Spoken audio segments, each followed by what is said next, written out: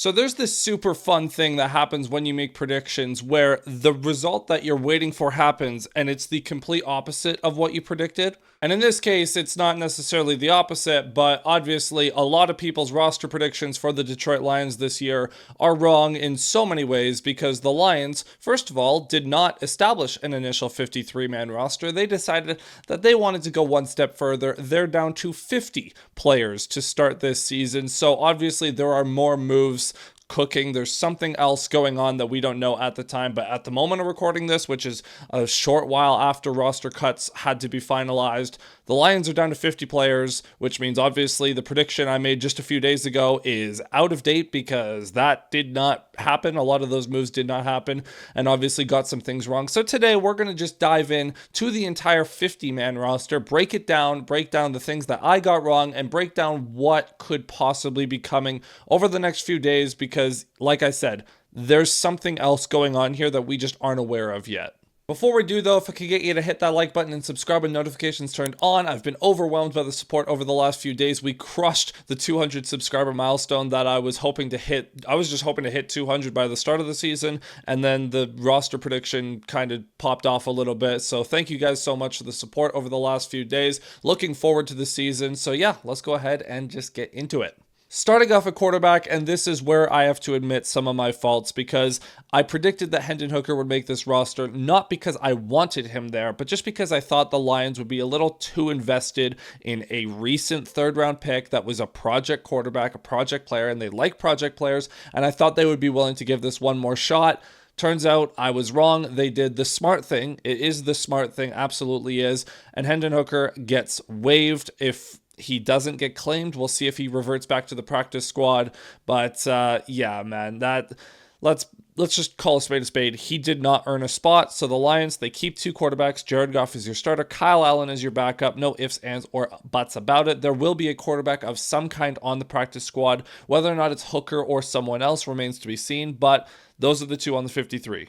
Running backs, this one was super easy to predict. Jahmyr Gibbs, David Montgomery, Craig Reynolds, Sione Vaki. There's, again, no debate here. We knew they were going to keep four. We knew these were the four, so we could just move on. Wide receiver. Now, in the prediction video, I said that if Hendon Hooker did not make the roster, I thought they were going to keep Jackson Meeks as the sixth wide receiver. They actually don't do that. They opt to keep Dominic Lovett, the seventh-round rookie, and I'm choosing to believe that this is for special teams reasons exclusively, because if it's not, I'm a little confused.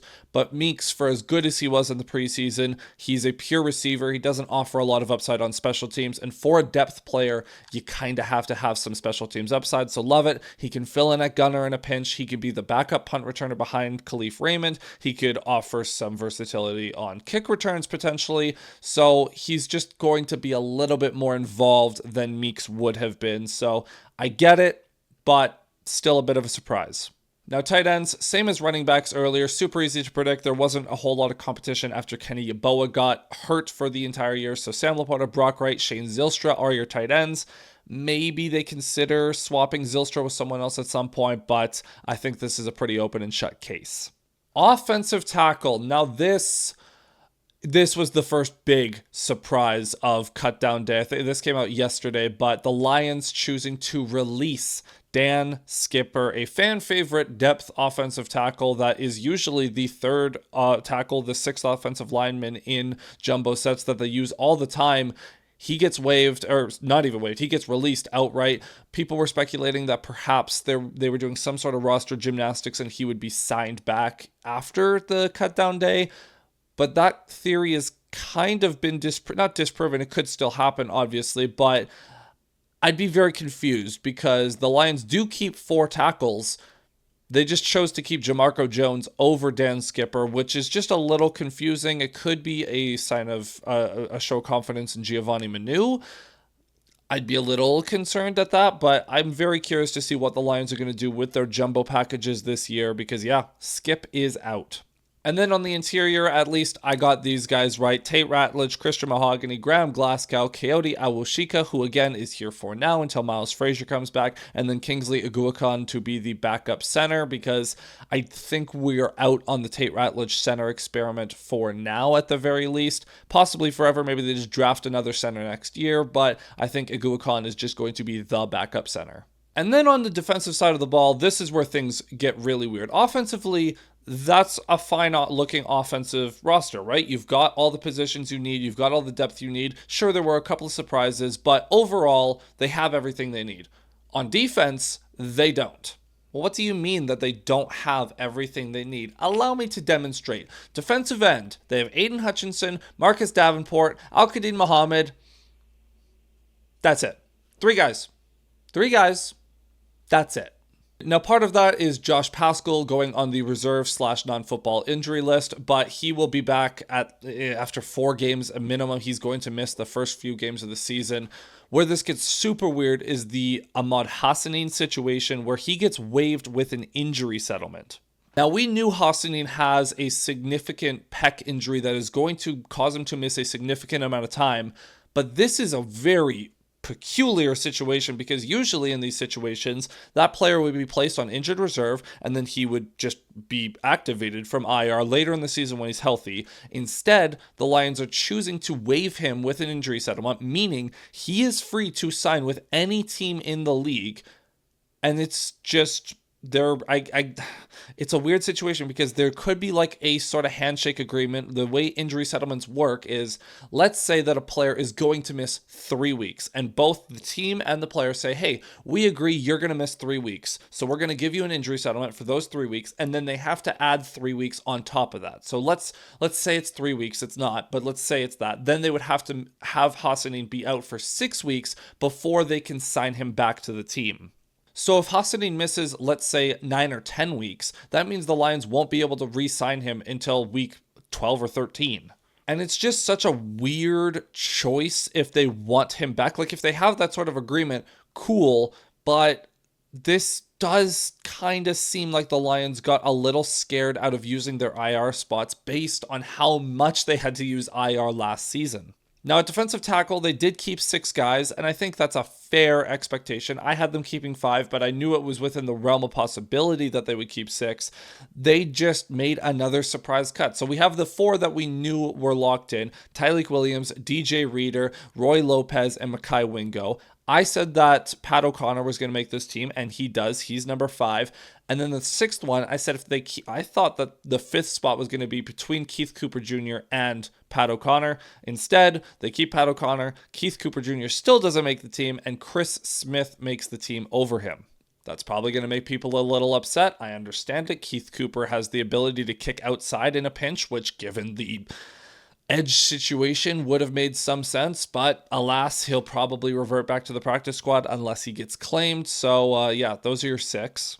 Linebacker, I at least got these 6 correct as well, so I'm going to gloat a little bit on this one. We got Alex Anzalone, Jack Campbell, Derek Barnes, Grant Stewart, Zach Cunningham, and Trevor Nowaski. Now again, Nowaski is only going to be here until Malcolm Rodriguez is healthy, but he at least has the ability to play the Sam role should Derek Barnes go down again, so good to see that. Now, at corner, I said the Lions were going to keep a 6th corner because I only had them keeping 5 defensive tackles. The Lions decided, screw you, we're just not going to keep anyone, apparently, because they only have 5 corners now on the roster: Terrion Arnold, DJ Reed, Amik Robertson, Khalil Dorsey, and Avonte Maddox. Now, I had listed Avonte Maddox as a safety in my prediction and Rocky Sin as a corner. Flip them for simplicity's sake.